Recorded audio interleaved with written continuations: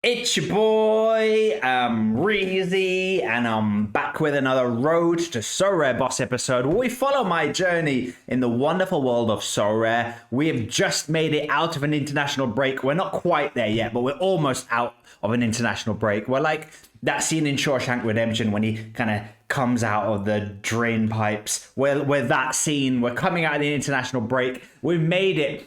Congratulations to anyone watching who's made it out of the international break. We did it. We finally got out of there. I will just warn you, there's another international break starting in 10 minutes. That's how it is this year. There's an international break every 10 minutes. So congratulations on making it out of this one. Warning, there's another one just around the corner, 10 minutes away.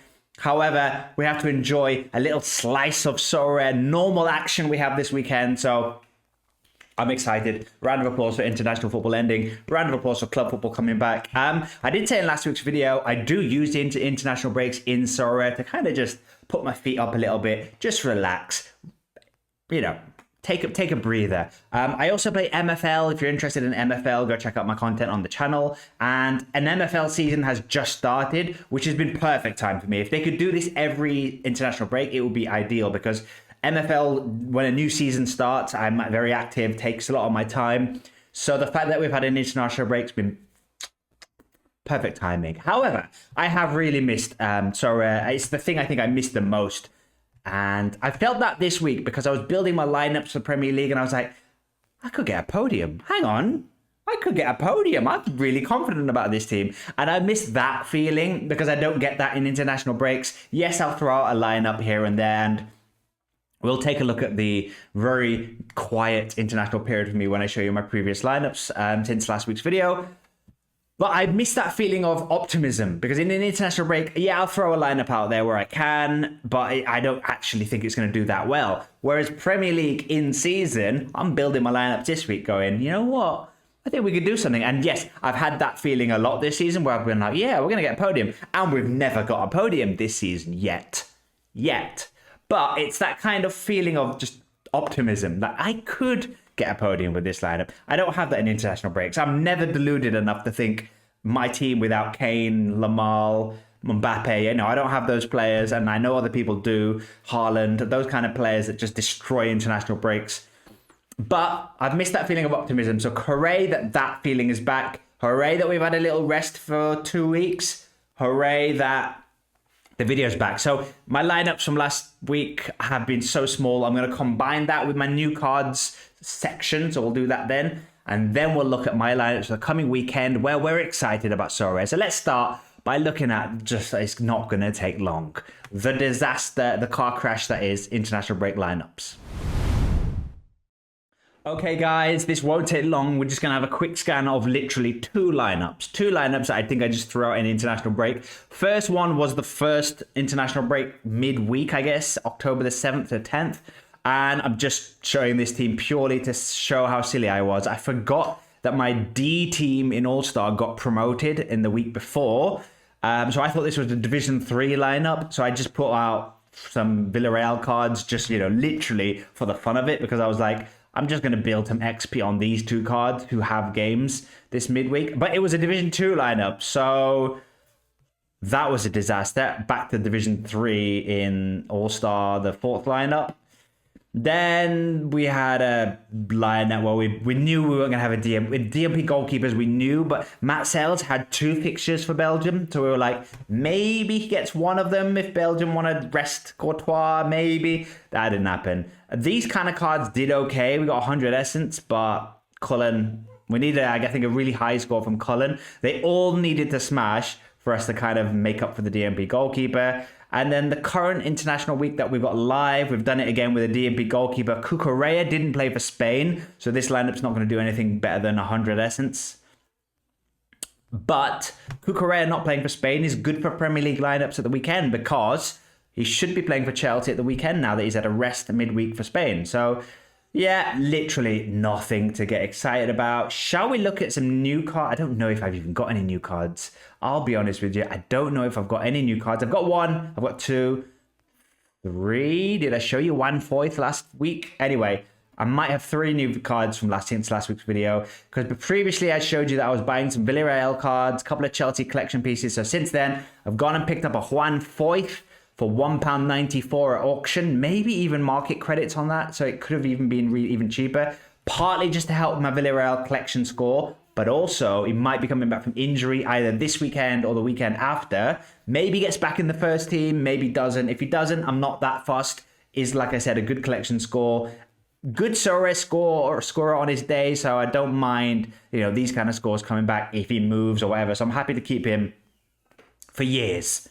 I got a Badia Chile, and a little bit like similar to how I was picking up a Wesley Fofana, a Lavia, trying to pick up some Chelsea collection pieces to help with the scores, but also Chelsea cards that I think maybe, and that's a strong maybe get in that first team, because Chelsea have got so many injuries at centre back.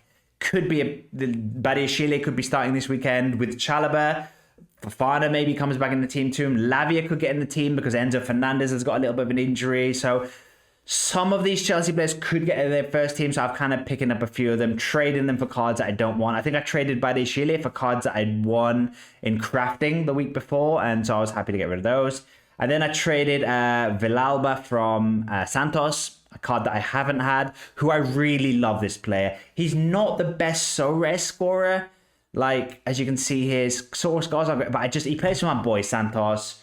I love him as a player, and on his day, he can do something, but he's mainly, again, just because I'm building this Santos collection because I've got problems. I don't need to tell you guys my videos are not financial advice, because you can see I keep picking up Santos cards, and nobody offering financial advice would ever recommend you buy Santos cards. So if in case it needed reminding, my channel is not financial advice, because I do silly things like get Santos cards still. So we've got this collection, I think, at 3% now. I think I want 1 or 2 more, because there's just a few. Let me just show you. There's a few players in this Santos line. So I've got this Santos collection full, every card from that collection, which feels quite nice.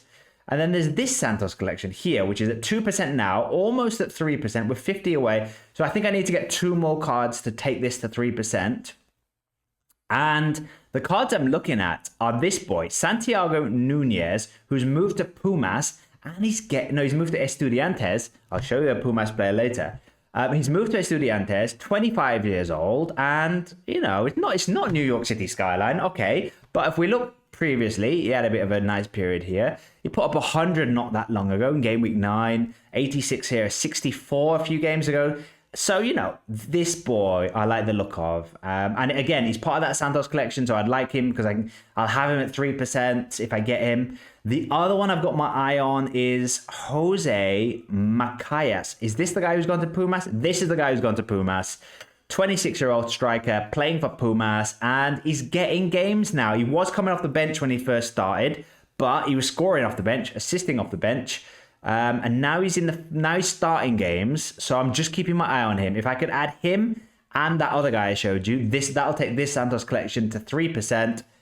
It'll make me feel good that I have lots of Santos cards, and you can't put a price on that. You cannot put a price on that kind of level of delusion. So those are the new cards that I bought since last week. My spending is slowing down now. I'm not depositing cash like I did before the season started. We're out of the cash now. I want to win some cash so that I can spend that instead of depositing. That's the plan. We'll see how long I can go, how much patience I have. But right now, there's no real cards. I'm like, I really want that card. I really want that card. I'm happy to roll my gallery for a little bit. The only slightly frustrating thing is I did win some market credits over the international break, playing those kind of daily games. So I've got like £3 of market credits, I think. So by the time this market credit runs out, if I haven't won any cash by the time that runs out, might add just a tiny bit, just to use the market credits, because I'm falling for it. Right, that's how I did in the international break. Those are the cards I bought since last week's video. Let's finish this week's video by looking at my lineups for the coming weekend. Right, gang, these are my lineups for game week 19, which is October the 17th to the 21st. I've not built every lineup yet, so I will throw in a championship lineup, even though literally pointless. We're like 1 millionth in the ranking table. However, I'll throw some just to build up some XP, someone in the championship at some point. But these are the serious lineups. Premier League, in season, these are the two serious ones that I think, I think I could win a podium with both of these lineups on paper. On paper. Now, I've split them up so that we've got team stacks. So we've got 2 Spurs here, 2 Chelsea here, 2 Chelsea here, only 1 Spurs there, 2 Spurs there. So I've gone for the team bonuses in all of them except for the Chelsea lineup, which I've named. I've named a few more of my lineups lately. Chelsea is going to be this lineup because I think most weeks I'll throw a Chelsea lineup. So that's a Chelsea heavy lineup, which Estevao probably not going to play, but might play with Enzo Fernandez injured, Cole Palmer injured. Enzo Fernandez, Estevao could play as the number 10 or on the wing, so there's a good chance Estevao gets game time or comes off the bench and scores like he did last week or the week before. Lavia, like I said, no Enzo Fernandez could mean we see a midfield 2 of Caicedo and Lavia. Lavia could even play at centre-back, at right-back. I just think he could play in a few places. And he's fit. Hasn't been fit for a while for Chelsea. So this team is a big gamble. I think it's got enough to not get relegated. And then it's got the slim chance that if all these 2 Chelsea players do play, then it could be fun. Also, Kirkes. I just think Andy Robertson played for Scotland. Going to be tired. Kirkes plays at home against Manchester United. I can see this being a really close, boring game, like 1-0, 0-0, 1-1, that kind of level amount. So if Liverpool scrape a clean sheet, maybe Kirkes gets involved with an assist or 2. That could be fun. But this is a big speculative lineup. And then this is less of a speculative lineup. It's got 2 Spurs options, but they're not the fun Spurs options. Semenyo's got a tricky away game at Palace, but it's Semenyo. He's having a great season, so we're going to captain him. Anthony Gordon may be tired from England duty, but Brighton's quite a nice fixture for Newcastle, so he's in there. And then Areola, who was frozen, Han Solo style in the freezer, in the vault, has been unfrozen during the international break because now that he's West Ham's goalkeeper again, back in he goes. So West Ham at home to Brentford, that's the team. But these are the 2 lineups I'm most excited about. Spurs defensive stack against Villa. I mean, Villa have been a bit on and off this year, haven't scored in for so long. Then they scored recently. We don't fully know where Villa are yet, so this will be a tricky test for Villa away at Spurs. So I'm going to go for Romero and Vicario. Then I'm going to go for 2 Chelsea boys, Pedro and Caicedo. Chelsea beat Liverpool last game. Hopefully the momentum is high. Pedro, Caicedo, let's go. And then Jared Bowen, captain, at home against Brentford. So West Ham could really hurt me this week.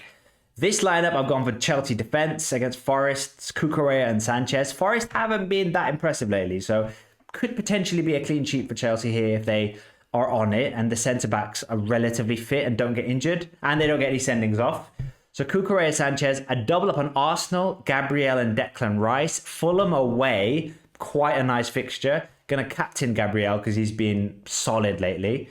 And then Kudos against Villa at home. Quite a nice fixture. So these 2 Premier League lineups I really feel confident about. The other 2 are kind of more speculative. La Liga in season. So we've finally got 5 Villarreal cards playing. And it's a huge risk. As you can see here, only Cardona is like 90% chance of playing. The rest of them are all 60s and 70s. But I've looked at other prediction sites and they say these 4 guys are going to play. I don't really have an option. It's Division 3. If they don't play, we're not going to get relegated. So I'm going to play 5 Villarreal cards for the first time this season, which is very exciting. This team's called El Submarino Amarillo, which a little Spanish lesson for everybody means yellow submarine, which is their nickname. This lineup, by the way, we didn't go through the names. It's called Scraps because they're Scraps. This lineup's called the Power Rangers because they're all from different teams. So we're kind of combining players from different teams. A little bit like the Power Rangers energy. So this is the Power Rangers and this is Mayo Moises. Mayo Moises. Because Caicedo will probably always be in my best Premier League lineup. So that's the naming structure there. This is called Los Scraps, the Spanish version of Scraps. And this is the Yellow Submarine. I think that's all the team names I did. So don't get too excited, guys. But yeah, Villarreal 5 here, and then Los Scraps is like Mariba, 1 Villarreal player, or Isabel. I'd like to play some of these guys. This La Liga lineup literally should be called trash because this is just building XP on these cards. Maybe this goalkeeper, Luis Jr., gets a game instead of Tenas. We still don't know who the Villarreal goalkeeper is, but Tenas, who I bought 2 weeks ago because he played the last 2 games, should be the number 1 goalkeeper. So let's hope it's Tenas. Let's see what his price is going for nowadays. I got him for like, oh wow, is he? Oh, that's classic. I was like, whoa, this is really cheap. He's going for like £3. I bought him for like £7. So he's going for like £9. I still think if that's a La Liga starting goalkeeper, Villarreal are 3rd or 4th in the league. If he can nail down a starting slot, I think this is great value. £10 for a goalkeeper. Where did I got him here? £7. I do really like this new graphic where it shows you your color auction. That wasn't there last season, so shout out to Sorare. That's a beautiful feature. Shout out to the people that got him here for £3. Those people are enjoying life right now. But yeah, he's gone up a little bit to £10. I still think Arnau Tenas could be a fun goalkeeper in La Liga if he played the last 2 games, if he can keep his play, and obviously we need better scores, but these are scores against Real Madrid and is that Juventus? Yeah, Juventus and Real Madrid are 2 pretty tricky scores to judge him on. But now he's got, I was going to say now he's got some easy fixtures. Man City in the Champions League there. But Betis and Valencia in the league, slightly easier than Real Madrid and Juventus. So let's hope Tenas is the guy this year. So yeah, they're my La Liga in-season lineups. Champion, I'm going to go for a full, not full, but almost full Barcelona stack there because they've got Girona at home. Girona, terrible. At home. That's where you want to play. The only problem is it's after an international break, so we don't know if they're all going to play. A lot of 70% here, but Torres should play because Lewandowski's injured. Frankie de Jong should play because I think he may have got rested in one of the Netherlands games.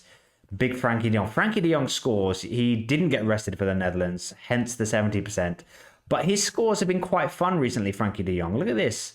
We've had some fun scores from Big Frankie. And he's been starting games for Barcelona. He started the last 3 games for Barcelona. So it's always a bit of a roulette with Barcelona who they're going to play. But I think they've got injuries, Barcelona, so they can't be that picky with their rotation.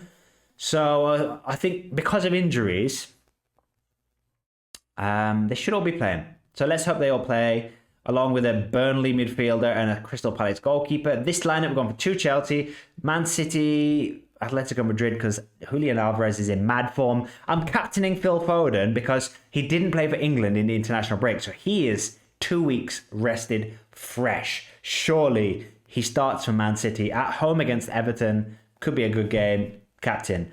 Monaco defensive stack here. Nottingham Forest double up here in case they hurt me and do well against Chelsea. We've got a couple of interesting options here. Marcos Alonso, Chelsea legend. Everton double up, Palace double up. So, you know, the usual double ups I like to do. Everton, Palace, West Ham, Barcelona. My usual teams. Under 23s, we are taking the under 23s quite seriously this week. This lineup in particular. I want to get out of Division 3. I did get to Division 1 in the under 23s at the beginning of the season. Then I've just gradually fallen back to Division 3. So we need to get this back up. So we're putting in big Sergi Dominguez, who should be coming back from injury. I said this last week, and he didn't come back from injury. However, he was a 60%, I think, last week. Now he's an 80% to come back from injury. Hopefully it's this week because he's got a home fixture against 9th in the table. I like that. Malo Gusto, a little bit of a risk. Don't know if he's going to play for Chelsea, but you know, Chelsea have got a lot of injury problems. Malo Gusto can probably find his way into that team. Double up on Monaco. A little bit of a risk here. Both of these guys might not play, but they've got a nice away fixture against, is it Angers? And they're 17th in the table. So if Monaco even just bring them off the bench, they can do well. Fafana and Big Yanni Stukas is having a storming season as captain. All-star, we've gone for a full Tigres stack here, except for Carlos Forbes, but he's wearing an orange shirt in the picture, so it kind of feels Tigres-y. So it's basically a Tigres stack. Oh, I did name this team. I love Juan Bruneta because I do love Juan Bruneta. It's fact. There's 4,000 players playing in this Division 1 league. There's 10,000 playing in this Division 2 league. That's bonkers. Anyway, yeah. So Tigres, we've gone for some mixing up the big stars here. Alaves have got a nice fixture at home to Valencia. So if you've got Deportivo Alaves cards, it could be a good week for them. I've gone for a defensive stack from them here. And I think I've got a Carlos Vicente striker somewhere else. Chelsea double up here. Chalobah and Badiashile, because I think that's going to be the defensive pairing against Forest. However, could see Achipong, could see Fafana, could see Lavia at centre-back. Could be, it could be anything. So that's why they're that far down. West Ham double up here, although Edson Alvarez is at Fenerbahce now. So one West Ham card here. Santos, double up on Santos Laguna. This lineup should be called Santos Laguna because I always throw some Santos Laguna cards in my fourth all-star lineup. And here they are, gone for the defensive stack. Abella the right back and Acevedo the goalkeeper. Let's go Santos. They got a home fixture against Leon this weekend, which is quite a nice fixture. Are they even... It's like bit of a 6-pointer in the league table, I think. Santos are 15th and Leon are 12th. So, could be close. Hopefully Leon have got lots of international players. I don't think Santos have that many international players. So that might give Santos the edge there. They are my lineups, guys. Like I said, these are the two I'm most excited about. They're the two. If you're going to wish me good luck, guys, if you're going to send me some manifestation, if you're going to send me positive energy and you watch this video before the weekend, send all your energy to these two lineups, please, because that's where we've got the best chance of winning the big bucks. They're my lineups, guys. That's my video for this week. Join me on Monday for a live fantasy football episode where I will be reviewing every Premier League game. I'll be talking a little bit about how I did, but mainly just reviewing the weekend, chatting Sorare in general. I always have a guest on Monday. However, Monday's the guest next week has cancelled today. They've had an understandable thing. They will be coming on the show in a later week. However, they've had a cancellation. So I think I might do that video solo. Unless somebody wants to message me and say, I can do it last minute. You've got a good camera and a microphone. Maybe I'll accept a last minute guest request. But if that doesn't happen, I'll probably do it solo. I did used to do those episodes solo. It might be a bit of fun to have a solo live ramble. So if you want to join me for a solo live chat, join me on Monday, where there might be a mystery guest or it might just be me. Otherwise, I'll see you next week. Peace.